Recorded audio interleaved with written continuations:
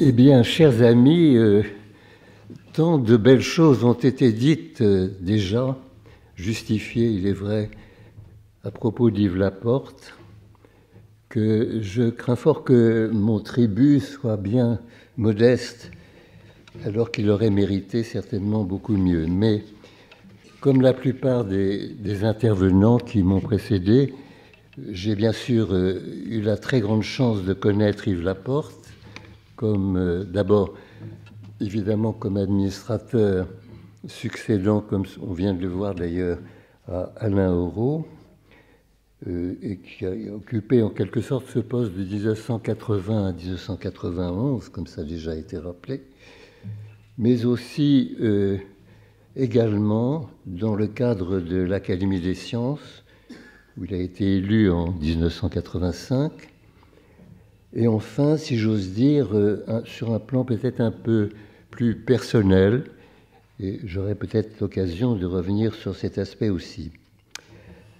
Alors, je n'ai pas eu l'opportunité, et je le regrette évidemment infiniment, de travailler sous sa direction, dans son propre service, mais je dois dire que sa réputation de physiologiste, et surtout de, comment dirais-je, de grand spécialiste de la commande musculaire, de la proprioception, de l'activation sensorielle des fuseaux neuromusculaires, ces fameux capteurs dont on a vu d'ailleurs précédemment les images.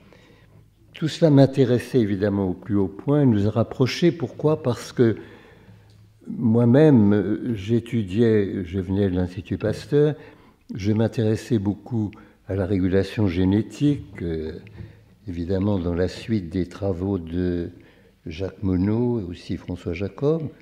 Et on s'intéressait à ce moment-là au contrôle exercé par les gènes sur les phénomènes de différenciation somatique. Et pour ma part, les modèles que j'avais choisis étaient d'une part celui du système de neurogénèse à partir des neuroblastomes en culture, c'est ce qui a été fort développé ici, et un certain nombre de mes anciens collègues sont ici présents dans cette salle, et d'autre part, et surtout peut-être, le système de la différenciation du muscle, et du muscle scri et du muscle squelettique, précisément celui qui intéressait beaucoup Yves Laporte et sur lequel il a apporté Dieu sait combien de contributions tout à fait exceptionnelles. Alors, on a déjà souligné le fait que c'était non seulement un cerveau, et quelqu'un qui évidemment avait hérité de l'extraordinaire formation d'Albert Fessard, mais c'était aussi un expérimentateur au sens, je dirais, de manipulation des objets, absolument remarquable, et en témoignent certains de ses travaux, notamment sur les fibres nerveuses isolées. Isoler une fibre nerveuse, il faut le faire. Et ces travaux, il les avait réalisés aussi bien pour les fibres, disons, sensibles que les fibres motrices. Et ça demandait évidemment une énorme habileté. J'ai eu pour ma part, comme certains d'entre vous le devez le savoir peut-être, pendant plus de 20 ans, la responsabilité du laboratoire de biochimie cellulaire au Collège de France. Et j'ai donc occupé la chaire du même nom à partir de 1973. Et j'ai pu apprécier justement à ce propos les énormes qualités d'administrateur d'Yves Laporte. Cela a déjà été souligné. Je reviens sur le fait qu'il étonnait vraiment ses collègues, ses confrères, lors de l'Assemblée des professeurs, parce que d'abord, il avait une ponctualité absolument stricte. Il n'était pas question d'arriver une minute en retard avec lui. Et deuxièmement, parce qu'il présidait au débat avec un calme absolument olympien qui était également lié à une fermeté absolue, c'est-à-dire il ne laissait jamais les débats s'envenimer ou l'émergence possible de certains conflits qui auraient pu être en quelque sorte en dérogation avec le principe de convivialité tout à fait caractéristique du collège. Il a été élu à l'Académie des sciences, comme je l'ai rappelé tout à l'heure, en 1985. Et là aussi, il a exercé une influence très importante, notamment au sein de la section de biologie humaine et de sciences médicales, qui évidemment l'a accueilli, si j'ose dire, les bras ouverts. Il a pris une part très grande, très importante aux travaux du comité d'abord d'histoire et de philosophie des sciences. Je crois que Claude Debru est dans la salle et il aura évidemment l'occasion certainement d'en reparler. Et vous disposez sans doute d'un petit manuel qui est distribué à l'entrée dans lequel il en parle sans doute. Alors, c'était un passionné d'histoire des sciences et il y a apporté évidemment un esprit tout à fait neuf et tout à fait particulier. Il a présidé beaucoup de commissions, les commissions qui étaient chargées d'examiner notamment les propositions de candidature émanant par exemple, du CNAM, du Muséum ou bien de l'École pratique des hautes études. Et là, son caractère extrêmement strict et précis s'est évidemment imposé à l'Académie des sciences. Il a même dessiné en quelque sorte des règles d'audit et des règles d'examen, justement, de qualification des candidatures en question. Et ces règles sont toujours évidemment en vigueur. Il fut un des membres les plus écoutés de différentes fondations. Il y a eu par exemple la fondation Cotterell, l'Institut de France, qui était une fondation qui est toujours en activité, qui est une fondation qui s'intéresse en particulier au problème de la scoliose infantile, la scoliose idiopathique de l'adolescent. Et là, il a également renouvelé beaucoup les choses par son esprit. Et il a joué un rôle évidemment considérable. Il n'est pas resté tout à fait jusqu'à la fin de cette activité parce qu'il avait lui-même quelques problèmes de santé. On le verra d'ailleurs dans un instant, il a joué un rôle très important dans le cadre de la fondation Del Duca, une fondation qui distribue d'ailleurs des prix assez prestigieux de différentes natures. Et là, il a également participé justement à la réflexion sur la nature de, comment dirais-je, l'éthique de distribution de ce genre de prix. Il a joué un rôle non moins important dans le cadre de la Fondation Singer-Polignac. Et je salue ici la présence de son actuel président qui interviendra à la fin de cette petite session. Il en est d'ailleurs devenu le vice-président. Ces deux fondations étant rattachées, évidemment, je dois le signaler, à l'Institut de France. Il fut également membre de la fondation dite Énergie, et il a créé avec Pierre Buzer un très grand prix de neurobiologie. Mais je voudrais insister d'une manière plus générale et revenir un petit peu sur sa psychologie, sur sa personnalité.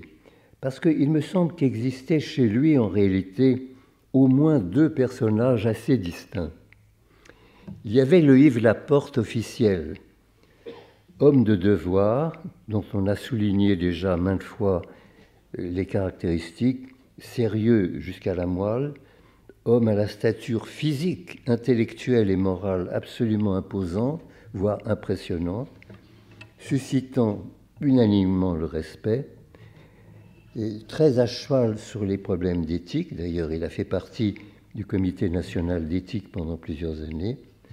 Un homme qui n'aimait pas que l'on plaisantât avec la science, au point que, je m'en suis rendu compte, il détestait particulièrement toute forme de vulgarisation de la science, de publicité, d'approximation.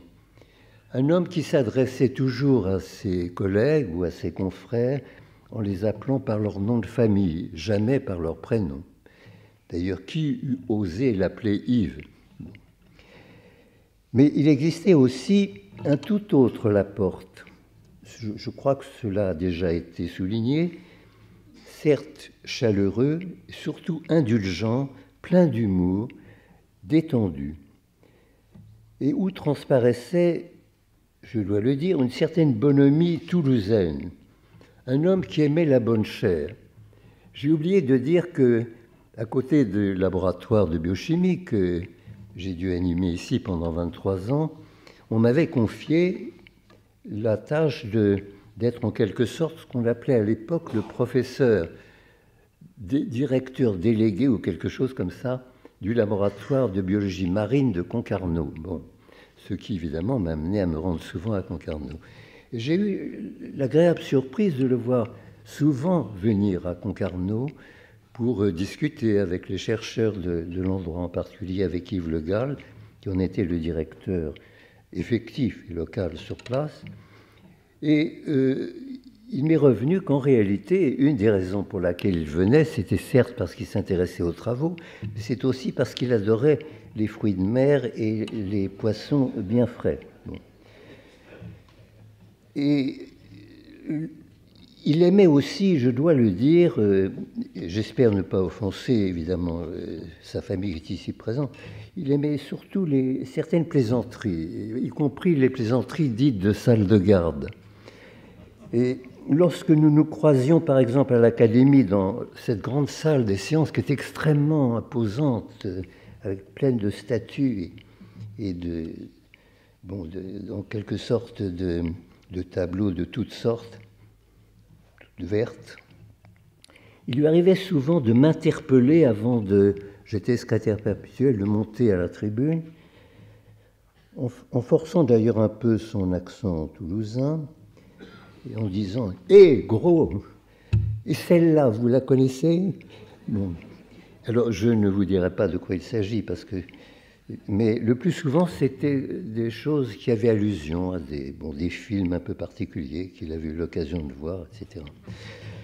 Bon, il avait d'ailleurs apprécié un élément un peu saugrenu de ma propre vie qui l'amusait énormément.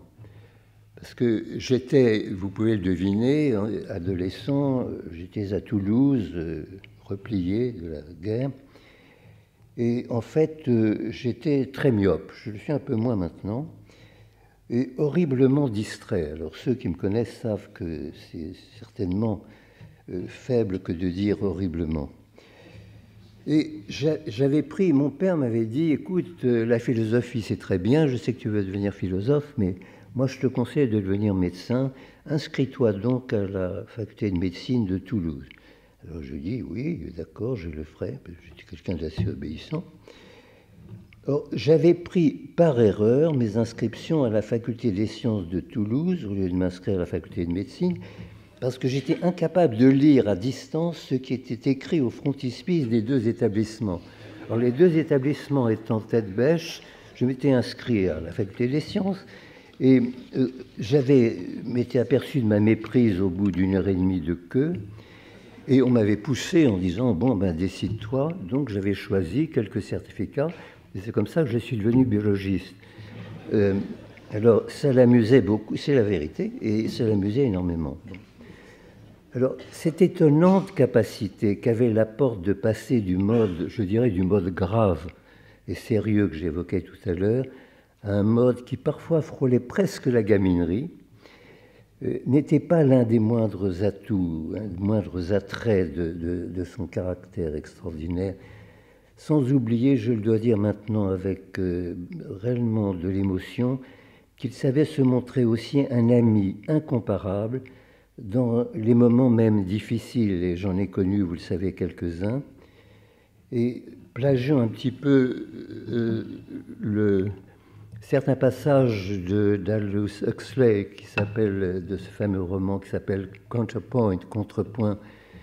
On peut dire que c'était quelqu'un de terriblement humain, selon donc l'expression de Huxley. Et je dois dire que sa disparition laisse un très grand vide. Merci.